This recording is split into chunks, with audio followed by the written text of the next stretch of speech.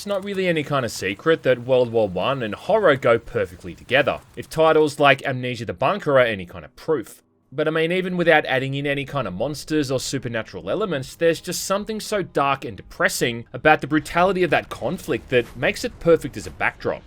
Well, now we got another thing to add to that list with Conscript, an isometric survival horror game that takes heavy influence from the Resident Evil and Silent Hill series.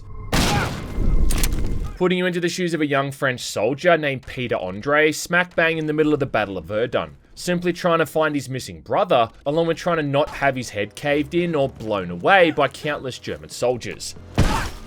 With the whole thing being developed by more or less a single dude, Jordan Mochi, who also happens to be a fellow Aussie. Aye mate, what's a good word? We're really living in an era of fantastic survival horror throwbacks, with titles like Signalis, Tormented Souls, and the recent Crow Country. And now Conscript is absolutely one to be added to that list. For hardcore fans of the survival horror genre, picking this one up is a no-brainer. I mean, buy this game. Now. Having said that, there are a few caveats, and while there were times where I found myself feeling like I was playing through something truly amazing, there were other times where I found myself using every known four-letter word in the dictionary. Either way though, let's enlist, grab our trench club and see why that is, shall we? Right, so without a doubt the best thing about playing through this, I think, is picking up on all the various nods and throwbacks to other survival horror titles. And Conscript's really the kind of game that wears its influences on its mud-stained sleeves. And hands down the thing it mostly seems to borrow from and reference is the Resident Evil series, particularly RE1 through to RE4, with the general structure of each chapter being a perfect example. Once you've made it through that opening prologue chapter, of which there's 6 by the way, you'll then be spending a fair amount of time in the French trenches and the surrounding forts and tunnels, and you can kind of look at these areas as this game's version of the Spencer Mansion in RE1. Just in the way that you're running around, finding keys and crucial items, and slowly unlocking different new sections to explore, along with using limited ink to save you progress. That the trenches are all these holes in the barricades, which can then be filled in with wire to prevent Germans from getting into the area. And this whole mechanic is a lot like how you could board up the windows in RE2 to stop the zombies outside from clambering in. Along with there being numerous locked drawers you'll come across, all of which can be opened by using a small key. Yeah, familiar. After you spend a bit of time in the trenches here, maybe like 3 or 4 hours worth, you'll then come to the end of Chapter 2, before Chapter 3 then sends you outside to request reinforcements. And this whole sequence is again kind of comparable to the guardhouse in RE1, where you finally made it out of the mansion for the first time, and got to explore this whole new side area to complete objectives removed from the main path. In fact, once you finish Chapter 3, you'll then return again to the trenches for Chapter 4, only this time with a newfound key that allows you to access locked rooms you couldn't get to in Chapter 1. And yeah, like in case that wasn't obvious enough, the key in question is a helmet key. The exact same type of key you needed in RE1 to access those last few rooms of the mansion. If you want an even more blatant example, well, how about the fact that there's 3 items you'll need to find throughout the story, which can then be used before the final battle to achieve one of the game's better endings. Again, you know, kind of similar to the MO discs, you'd need to rescue either Chris or Jill. There's even a couple of instances when you have to run away from a rolling boulder that can turn you into a pancake.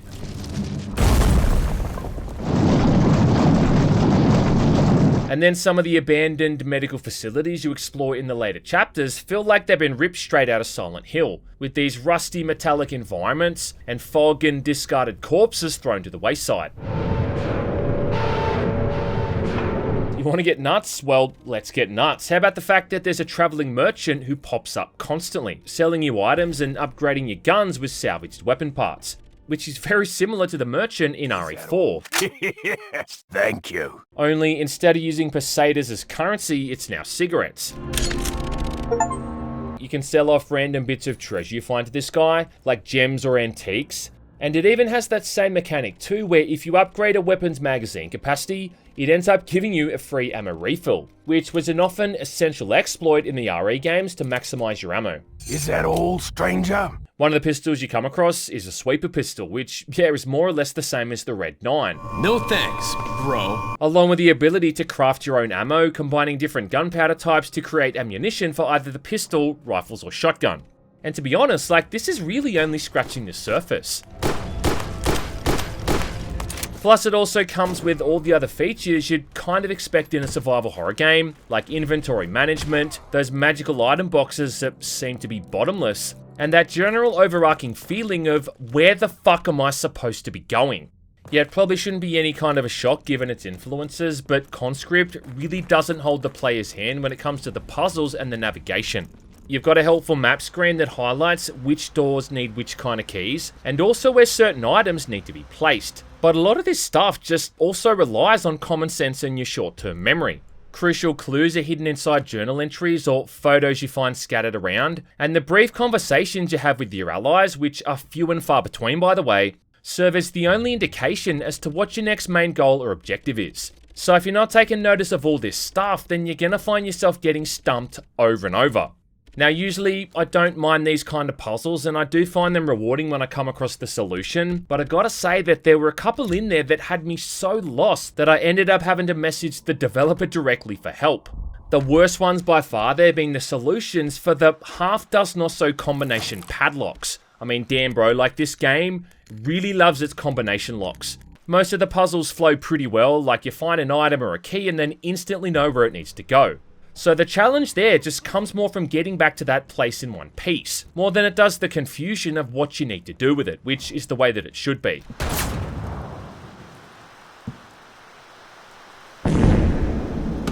But I guess my point is that there's still going to be some downright obtuse and confusing moments in this game. And whether or not you're going to love or loathe this kind of thing is really just down to your own personal preference. I will just say though that if you ever get lost, check your map screen. I mean really check your map. Because if you're as stupid as I am, then you'll have missed that one door, hole or ladder off to the side that's preventing you from progressing.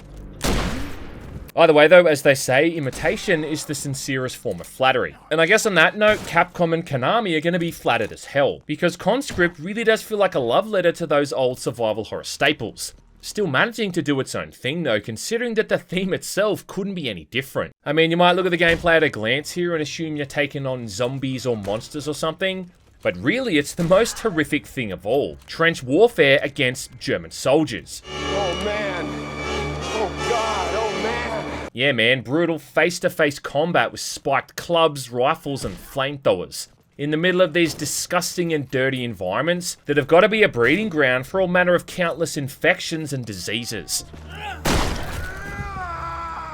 You got to deal with pitch black tunnels, avoid harmful clouds of mustard gas, and wade through knee-high mud and muck. And just to think as well that like this is the kind of shit those people actually had to go through in real life. Most of the enemies you come up against are just the Germans. The Germans? Either carrying some kind of melee weapon like a raiding club, an axe, or something ranged like a bolt-action rifle, and then later on, guys walking around with flamethrowers. And Conscript really does do an amazing job of making you feel like you're taking place in this blood-soaked conflict, truly presenting the war as the horrible atrocity that it was. You'll often see soldiers, both French and German, just completely broken down and holding their heads in shock, lost to hysteria.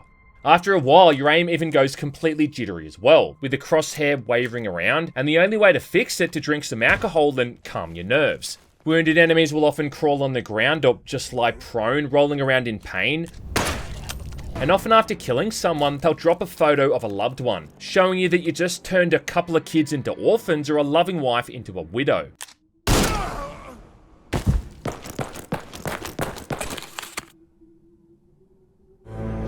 What have I done? This doesn't paint the picture of the French necessarily just being the good guys and the Germans being bad. I mean, it's not that black and white. It really just seems to emphasize that you're fighting for your survival, not some kind of political ideal.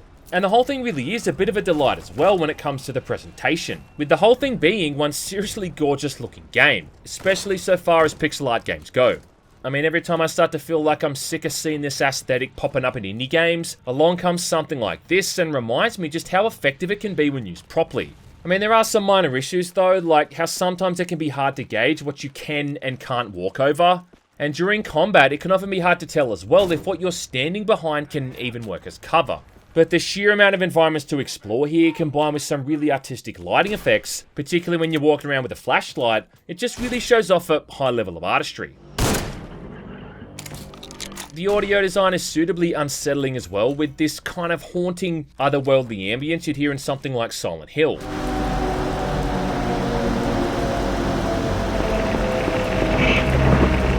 And what I appreciated the most there was the subtle ways that the sound of your footsteps would change depending on what kind of surface you were running across.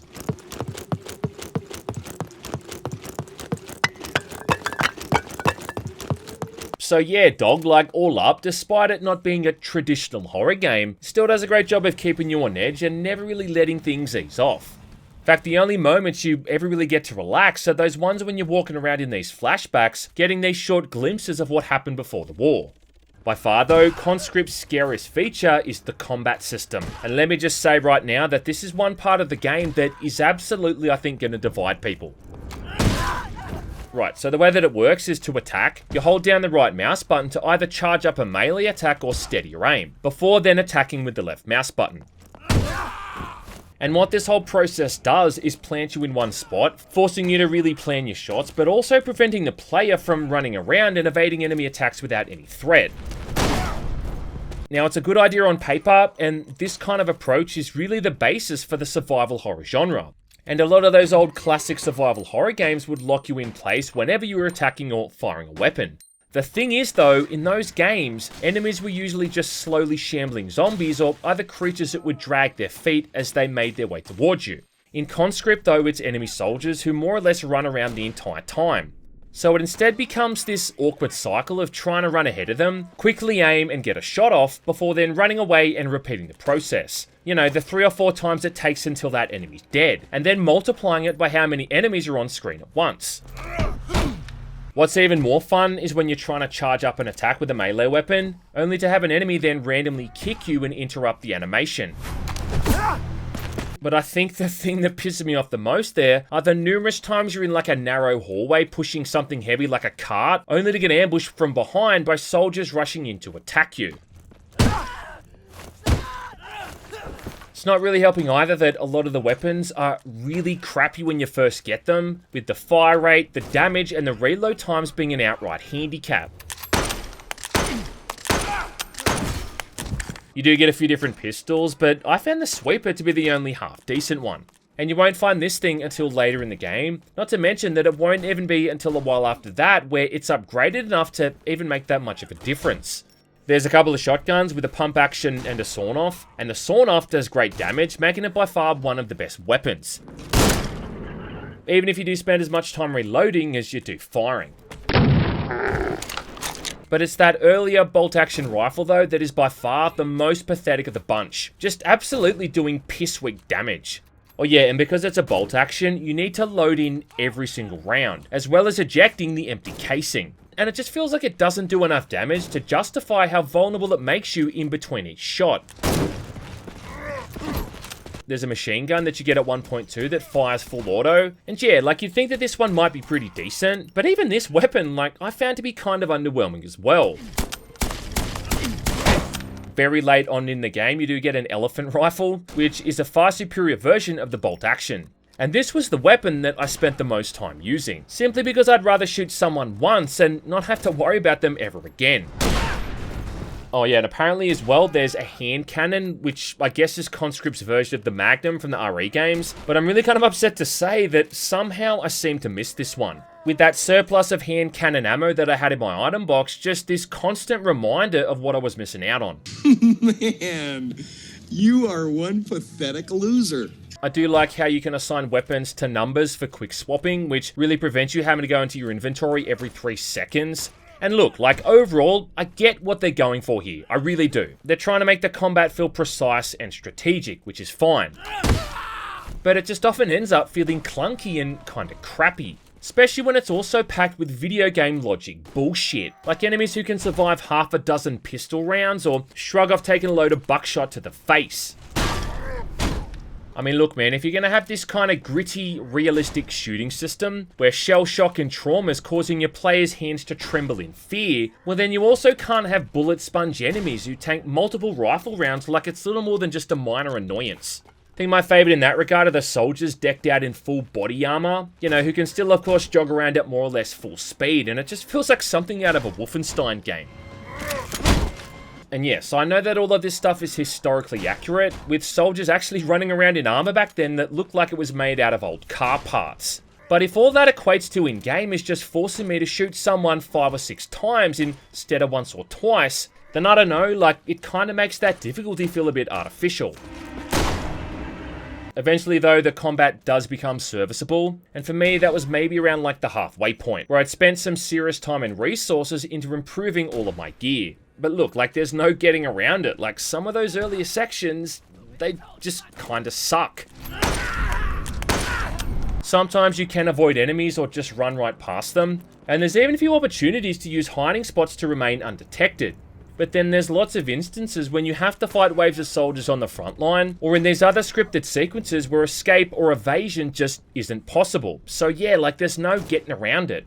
Nothing else at all, just comes back to what I said before, and that's how people are either gonna love or hate this system.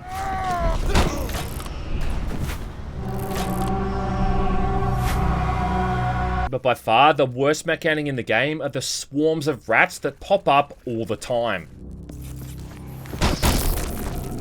And these things are so fucking annoying that I genuinely have no idea how they made it through playtesting and into the final game in this state.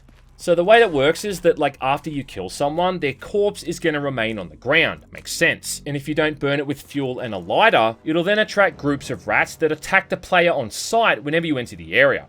Now, keeping in mind how many enemies you're probably going to kill, to burn every single one of those bodies means you're going to have to carry around a constant stockpile of fuel along with the lighter, both of which are going to take up your much needed inventory slots.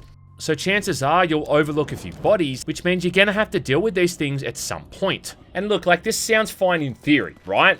Only if any of these little assholes bite you, there's a chance that you're going to be poisoned, which instantly lowers your maximum health points. At which point only a disinfectant bandage or a medkit is going to cure you. Now consider that they can often be hanging around in groups of 4 or 5 at a time, and because they're so small, you know, being rats and all, the only effective way to kill them is to hit them with a melee weapon, which requires you to stand still, right? Which means they're absolutely going to be able to poison you. And it's just so crazy to me that in a game where you're fighting dudes armed with spiked maces, rifles, and fucking flamethrowers, that these little tiny rodents are by far the biggest threat you're gonna come up against. I mean, they make the rabbit in Monty Python look like the goddamn Easter Bunny in comparison. Early on when you're in the trenches, there's these holes scattered around, and if you throw a grenade into one of these holes, then it's supposed to stop them from appearing.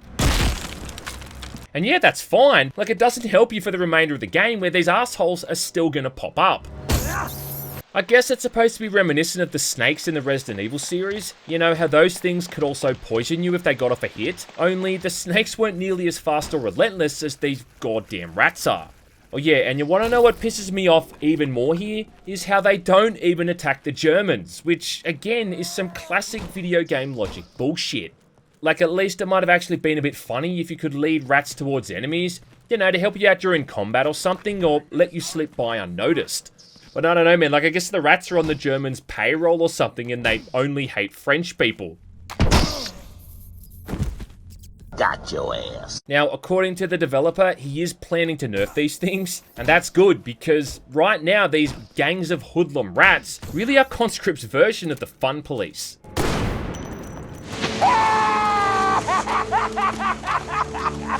At the end of the day, I think all these kind of elements just really prove that Conscript is a really niche experience. And while I don't see it really blowing up and having millions of fans because of this, I do think that people who are able to get invested in its premise, its mechanics, not to mention really appreciate its numerous influences, are gonna find a very enjoyable experience here.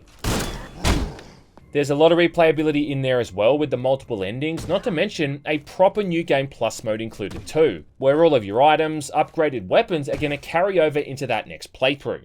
So to keep in mind that my first run alone took me 13 hours, I mean that's a whole lot of value that you're getting here.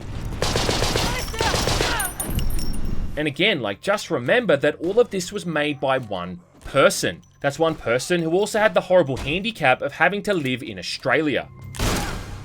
Yeah, man, where the only thing worse than the price of living these days is our insanely overpriced housing market. That's a bloody outrage, it is! In a year of AAA droughts, though, the indie scene keeps going strong with bangers like this. And Conscript proves yet again that World War I is a fantastic setting for a video game. Not to mention that Jordan Mochi knows exactly what makes survival horror tick. And if this is the guy's first foray into video game development, well, I can't wait to see what he cooks up next. Maybe next time though, mate, just, you know, ease up on the rats.